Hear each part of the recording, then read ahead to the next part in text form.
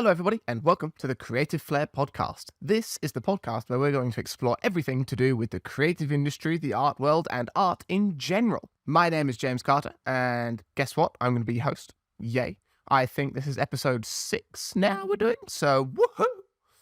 So today, I want to be talking to you about the issues over copyright of AI-generated artworks. This is a really, really interesting topic, and last week I actually covered everything to do with AI artworks, what it is, how it works, and all that sort of stuff. And in that episode, I mentioned I was going to cover copyright over AI artworks, but it ran a little bit too long, so I've had to split it into 2 episodes. This episode should not be anywhere near as long because I'm only focusing specifically on the copyright issues of generated artworks. Anyway, quickly before we dive into that, I'd like to quickly thank everybody for watching the podcast and all the amazing support I've received over it.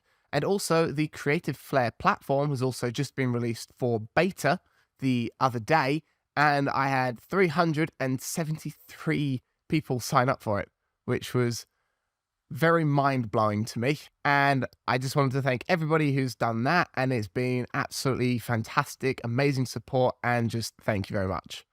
The official release for the platform is due to be the 17th of April, so hopefully some people are looking forward to that, and I know I am. Right, let's get into this. Once again, I have all my stuff written down on my phone, so I'm not ignoring you. I'm reading off here just for like the different topics and points I want to cover. Okay, let's get into it. Let's just move this a little bit. Okay, first up, ownership of the art. Who owns the rights to AI-generated artwork?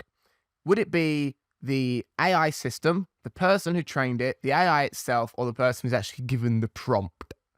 This is a very, very interesting thing to think about. So when you think about how AI-generated artworks work, which I explained in the previous episode, which if you haven't seen that, I definitely recommend watching that and listening to that one first, because that's me explaining how this all works. This isn't me explaining how it works. This is me trying to give an argument for... Not give an argument. This is me trying to, give an argument for both sides of copyright of the AI world. Which, gonna cause a lot of spark, a lot of debate, and people are gonna probably hate me for it. But okay. I just want to get on the record, I don't personally have a preference as to which way this should swing or which way it should balance out. I do like the technology side of AI works, but I'm also by trade a traditional artist. So, and I like digital works, and there's pros and cons to each of them, and I don't really sway either way. I'm not biased towards one or the other. I just want to give a leveled playing ground for the arguments, because usually, as people have said, when most people talk about this, it usually just goes around in circles and circles, because one person wants to focus on this, and one person wants to focus on that. Me, I can just explain it and talk to you and with an unbiased opinion. Now, you may argue with me that I'm not unbiased towards it, but I can argue that I am, because I am a traditional artist by trade, but I have also played around with AI artworks myself as well. And I just think it's really interesting, to be honest. And the way that you can use tools for it, but also the way that it can damage the art world as well. But anyway, who owns the copyright to AI generated artworks? So when you input that prompt into an AI artwork generator, such as DALL-E 2, which is run by OpenAI, which is also the same company that has given us ChatGPT 3 and ChatGPT 4, and all the ChatGPTs, really. Don't know why. Yeah. Anyway, out of breath already. Let's say you input a prompt into there, and it gives you a output. You input the prompt, it gives you an output image, okay? That AI has been trained on all of this massive database of different artworks and different images, different styles, and all of those sorts of things. So it knows what Van Gogh's style looked like. It knows what Monet's style looked like. It knows what a specific object is within a specific image, such as a cactus or a laptop, or I'm running out of ideas here, like a book, I don't know, a house. All sorts of things. It knows what a field looks like, or a sheep. So it can generate the image of a sheep in the style of Van Gogh. Van Gogh? Van Gogh? Either one. And so, once it does that, who owns the copyright to that? There is an argument that I've seen recently around the prompter, or the promptee, if you will, should own the copyright of this artwork, because the image would not exist without the initial prompt that was given. So I thought that was quite an interesting argument, even though when you really think about it, none of this would exist without the original artworks that was able for the AI to actually generate the images off of, such as Van Gogh's artworks. Should he own the right to those works? Because it could be argued that they're being reproduced in his style. And it's a specific style. He has a very unique style that is not usually seen nowadays. He has a very unique style. And there is this argument that generative AI can be seen as a revolutionary printing press, if you will, and a way of bringing about dead artist styles to create new works and stuff. And I think that's quite interesting, because it allows us to see what that artist may or may not have created in a certain style of a specific subject. And in all honesty, it kind of ruins the magic a little bit, but it also makes it really, really interesting and a fascinating field to study and look at. So there's a recent thing that's been going around about dancing cats on Mars in the style of Picasso. Now that's very odd, very strange, and Picasso never painted any cats dancing on Mars. But we're going to look into that for a little section, because that can be explained. So we have artificial intelligence that knows what cats are, and we have artificial intelligence that knows what Picasso's style was, and it also knows what images of Mars look like. Now, all of that has been stored onto a database, and most of it has been unethically sourced. Absolutely, completely unethically sourced, which is another thing which is happening on Instagram, where they're actually sourcing a lot of the materials of other artists' artwork to be stored onto the databases, allowing anybody to actually generate artworks in the style of a specific Instagram artist, for example. And it is very unethical to think about, and I think it's absolutely criminal, because there are certain platforms such as Shutterstock for stock photography. If you're anybody in the art world at all, you would know about Shutterstock, and like royalty-free images, and trying to get reference images is really hard as an artist. But in order to get the reference imaging, you have to license the images off of the original photographer who took the images. OpenAI and generative artificial intelligence don't license these images at all. It's very unethically sourced, and there's certain copyright issues over it, which is why I'm trying to explain it. And I'm not doing a very good job, so I apologize. But when you think about that copyright issue, so it's very hard to track down that specific image that artificial intelligence has been using, because it's not using just one image. It is arguably creating a whole new image. But in order to create, and as I've said in the past, nothing is ever new. You're only taking two or more separate ideas, merging them together to create the illusion of something new, right? The difference is with this is that you can't really track down what those pre-thought out images are, or what they've used to make this new so-called image. So the images of the dancing cats on Mars, it has the images of cats, and it has the images of Picasso's style, and it has the images of Mars. They're all those sorts of things. And it knows what the surface of Mars looks like because of, let's say, NASA images. And so it's sourced those images of what Mars surfaces look like. It knows what cats look like, and it knows what dancing is, and so it makes the cats sort of like standing on their heads or dancing or whatever, and it places those into the image in the style of Picasso, because it knows what Picasso's style was, and so you get that outcome of the image. So you have 3 separate copyright holders for just the image itself. No, you have 4. You have NASA, for example, that has the Mars photographs.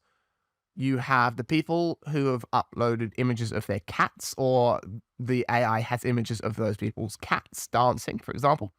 And you have Picasso and Picasso's style.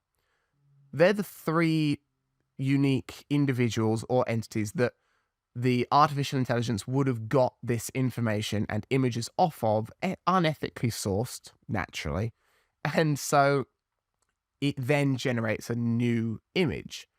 But then the fourth arguer for the AI generated image would actually be the prompter or the promptee, who has actually given the prompt for AI to generate the image. Now, usually most people, when they think about who owns the copyright of it, they're usually thinking about the argument, does the AI own the copyright for it, even though the artificial intelligence does not have a held entity? But there is a certain thing within the metadata that actually does sort of suggest that AI and all the artworks and generated images generated by a specific AI is owned by the company that generated or created that AI. But that's for very specific companies, and they're all very different. They all have their own legal issues and balances to argue it out with. So that's another thing, is that the companies that created the artificial intelligence could potentially own the copyright. Which brings us back round to the prompter, the promptee, and the whole AI generated work. If I were to input a prompt, I have created that prompt, which means I then put that prompt into the artificial intelligence image generator. It will then generate me an image based on that prompt. Remember, that prompt wouldn't exist without me. And so it gives me an output image. Now, I couldn't have created that output image, even though I have the prompt. Now, I could do it in traditional art mediums, or I could with digital art mediums. So I could physically draw it. All this is me not physically drawing it. All it is a quick, fast-paced method of creating art that is not using any technical skill except the imagination and use of prompts. So it's arguable that the image would not exist without the artificial intelligence generator when it generated the image, but it then wouldn't exist without the prompt. And so it's very much a catch-22 when you try to actually argue it out. So it's one of those things that you can't actually specifically define who owns or the copyright, who owns the copyright for that specific image. It's something that's very hard to argue with and for and about, and everybody has their own mindset and thought process on it. And I really, really would like to know what you guys think of it, because my audience is very much art focused and very much creative individuals. So I do believe that it's going to sway to the idea that AI is wrong in art, but that's not the argument here. That's last week's argument. This is who owns the copyright of it, okay? So who owns the copyright for an image generated like that? Now, I do really quickly also want to talk about how there's certain there's certain stock photograph platforms that are also trying to combat against this. Now, I do believe it was Shutterstock, or it wouldn't be Raw Pixel. I think it was Shutterstock, just as an example. I can't remember the specific name. Shutterstock's the first one that comes to mind. So what Shutterstock did, let me rephrase that. When all of this AI image generation started to come out, and it was really big, and it was happening, and loads of people were doing it, and loads of people still doing it. But when it was very brand new, nobody really knew or understood how any of it worked, or nobody preconceived what the copyright issues could potentially be over this, okay? So naturally, as an artist, when I want to reference or use a reference image that I found online, I will go and license the image, which allows me to use that photograph. I have not taken a photograph. I try and take as many reference photographs for myself that I can, but more often than not, I find reference photos online to use. And you've got to be really careful over the copyright of this. And this has been a big thing for artists and photographers over the years. And there's been massive arguments and massive debates over it about should a certain artist be allowed to use a certain photographer's photograph because there's a lot of people that sort of don't appreciate photography for some reason, and it is its own art form. And those people have worked hard to get the image, even though they did just click a button, but they've done more than click the button. But you see how some people can think about it, right? And what people were trying to do was actually generate certain images using artificial intelligence, and then they would upload them onto these stock photograph platforms and sell them. So they could have generated an image of a cactus or a field or something, and then sell the licensing of that image to artists that wanted to use it as reference. And that was a big thing. And Shutterstock had to really jump on top of this because in their terms and conditions, they've never had to think about artificial intelligence generated works. They've only ever thought about artists and photographers and people who would want to use these photographers' images, right?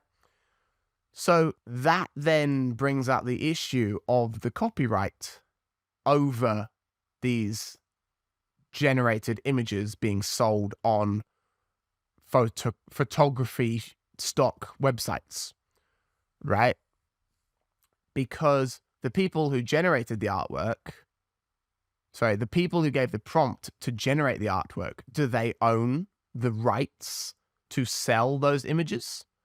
Or would it be the artificial intelligence itself or the entity that owns the artificial intelligence? Or would it be the individual's artworks and styles and images that are in the database that the AI unethically sourced from? Yeah. So Shutterstock, for example, had to very quickly and very rapidly decide, right, is this right or is it wrong? Is it unethical? Is it ethical? They had to really quickly think about that.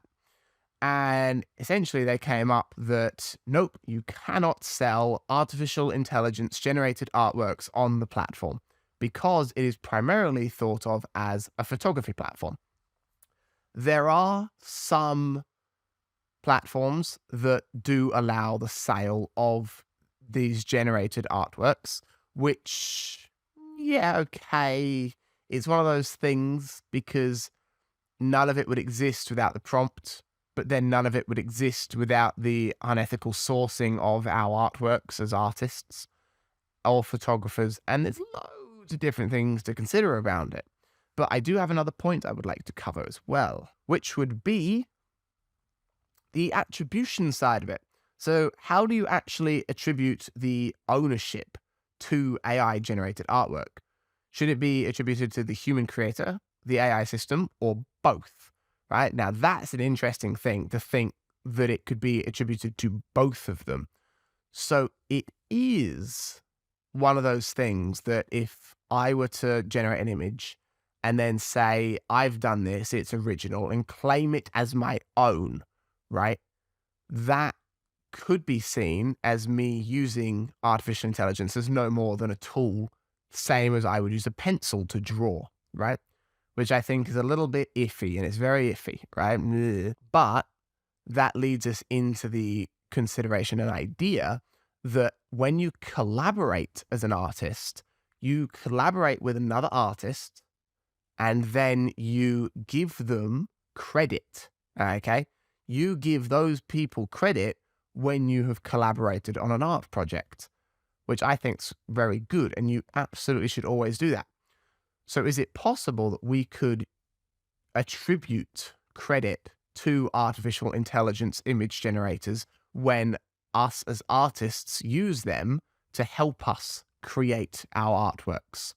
Which is not just saying, right, here's the image and there's the output, but you used AI to help you create a final outcome of an image or a product and a physical painting itself. Could it be that you give credit and copyright claim to the AI system itself as well? Once again, I don't really know. I don't have a lot of answers for these. These are really just me giving insight and trying to explain it the best I can to you from a slightly different perspective or a slightly different angle you might not have heard before. So then we move on to originality. Can artificial intelligence art be considered truly original, or is it just a product of algorithms and databases? So, does it actually meet the threshold of creativity required for copyright protection? So, if you didn't know, you can't just claim copyright on anything. In the art world, there has to be a certain level of creative authorship, if that's the right word. Yeah, creative ownership, creative authorship over that specific artwork. So there was a really interesting debate over copyright claims over one of Shepard Fairey's artworks, which I'm very sure it was the Barack Obama poster that he did, which was really good artwork. But essentially it was a stencil that he did, and he created artwork based off of this image. Anyway, fantastic artwork, very iconic. Almost everybody in the art world knows of this photograph. You own the image, and you'd know the exact one I'm talking about. And what happened is somebody came forward and basically said, you can't use this artwork. You can't claim copyright ownership over this artwork because I took the original photograph of Barack Obama. Okay, so there's problems with that. Okay, I'm very sure it was that. Yeah, it was. Yeah. There's been loads of different ones, and quite often they sort of merge together. So I'm very sure it was that one. But that happened, which I thought was quite interesting. And there's also been loads of other ones that have happened around that. But that initial thought that originality could not be within artificial intelligence is a very good and interesting thought to consider, because you do have to have a certain amount of artistic presence and artistic licensing within an image, which is where within many of these stock photographs as well, you won't really find artists just copying the images. You'll find a lot of newbies doing it, but that's absolutely fine. Learning, that's absolutely fine. But when you progress a little more, you'll take a little bit of this image, a little bit of that image, maybe a little bit over here, and then you'll merge them together, and then you'll change the composition around. And that's your artistic license coming through, which allows you to claim copyright over the image because you've changed so many aspects. Shepard Fairey did not change enough aspects in order to claim copyright ownership of the artwork. Once again, I'm pretty sure it was Shepard Fairey's work. I'm like 90% sure it was his. But if not, there's loads of other artists that have it's happened to as well. Right. And so that's how artistic licensing and artistic authorship works, right?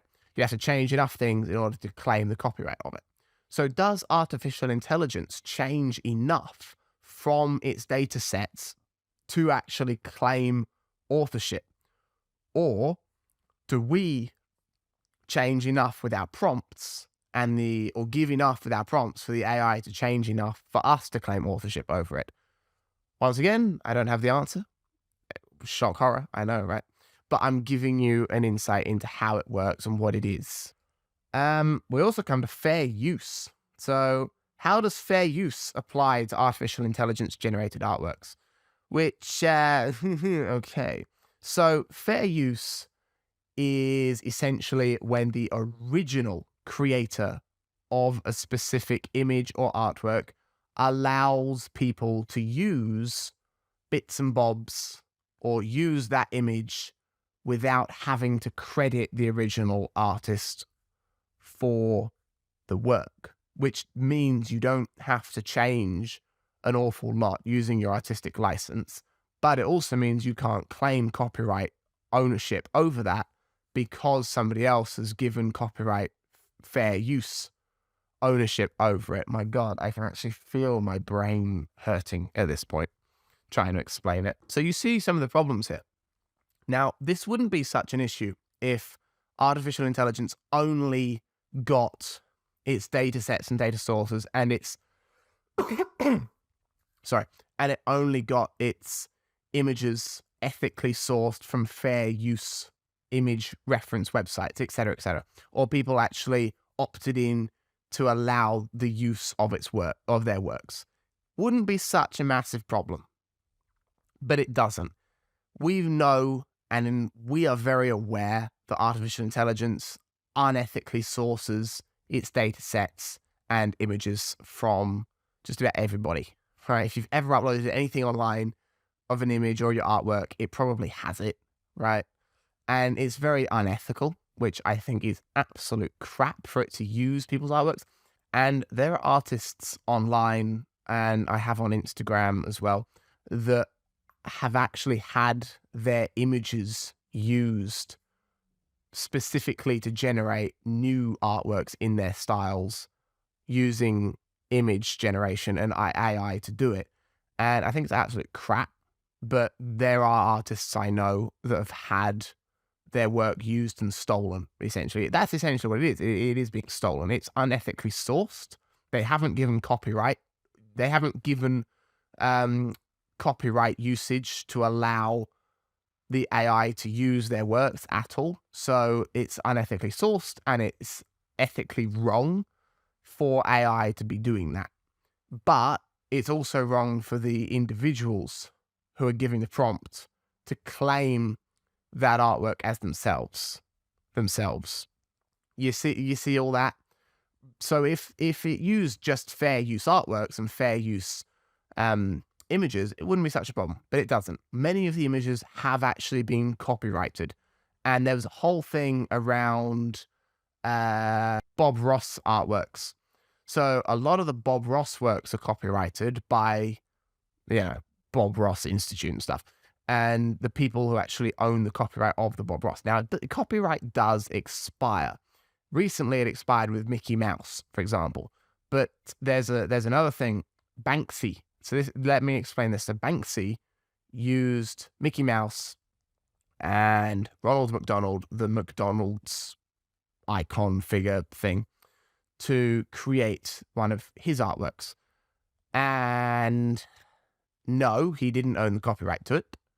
He didn't own the copyright to use those images, but there was enough changed for it to be considered an original, apparently. But there's loads of different problems with Banksy's copyright issues.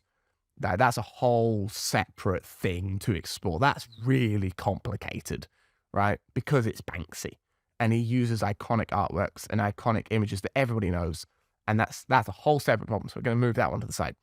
But there's a thing, so Mickey Mouse's image copyright recently expired, which allows anybody to create their own version of Mickey Mouse or use the image of Mickey Mouse in artworks and stuff, and they don't have to supply credit or get copyright. They don't have to get copyright confirmation to use it and all sorts of stuff, which is fine. And so if AI also got its things off of expired copyright claims, then that also wouldn't be such a big deal. But there's all sorts of problems again with that. So the other thing as well, in future, well, not so much the future, but currently, every single country around the world has very different copyright rules and laws in their countries, which means how does that work? I don't know. So if I were to generate, so I'm based in the United Kingdom. So if I generated an artwork and then uploaded it onto a Spanish stock photography website or something, or claimed copyright of the artwork in Spain, for example, would that mean that I owned it or something like that? There's a whole lot of issues around different countries and different copyright laws in different countries, and everyone is slightly different, which means that certain countries could actually implement copyright laws over artificial intelligence artworks in the near future. But that's not so much a big thing, but it's one of those things that different countries could do it, and so it could lead to a lot of controversy and a lot of people being outraged by different bits and bobs. Right. Last one, future implications. So, as artificial intelligence technology continues to advance, what are the potential future implications for copyright law in the art world? So, can we actually ensure that artists are fairly compensated for their work, regardless of whether it was created by human or machine? So, that's a very interesting thingamabobby to talk about is artist compensation. So, first off, the future of artificial intelligence artworks is that it's not going away. It is here to stay. Too bad, learn to live with it, essentially, is what they're saying to us. But it is going to stay. It's definitely not going away. It's too revolutionary and too groundbreaking to just disappear. So it's here to stay, whether we like it or not. Um, but that doesn't mean that it can't evolve. So because it's so new, everybody is concerned about it, and there's all sorts of different things that are happening with it. But because it's so new, it also means that there's that future ground for it. Nothing is set in stone at the moment for it, which means there is the potential for artists to actually be compensated for artificial intelligence generators using people's artworks or specific styles or specific artworks to generate new images. So you could take Picasso's style and Picasso's artwork, for example. So anybody can now create a Picasso using artificial intelligence, correct? And that can fairly easily be tracked or stuff. You know it's been artificially generated because of the metadata within the images. And yeah, you can remove it, but it's one of those things, it sort of stays within the metadata of the image. Um, if you don't know what you're doing with it, basically. Um, and so it could actually be used that if AI generates the artwork, then AI should have to pay the original copyright holder of the style and the artwork, which would be like Picasso's children and copyright holders and stuff like that. Which is interesting because that then claims that artificial intelligence created the artwork. But did we create the artwork giving it the prompt? Which is up for you to decide. But anyway, that's my little piece on this little thing and copyright over artificial intelligence artworks. I don't have the answers for these. Quite often, I will have the answers for a lot of other things, but I don't have the answer for this. And the reason people don't have the answers for it is because it's so new. But because it's so new, it means that we can shape the future of how it will change and how it will evolve, which means that we have the power to change this. And we have the power to actually make it a way that will work for us and will work for others. So, yes, thank you very much for listening. I hope you enjoyed, and I will see you again in the next one, hopefully. Thank you.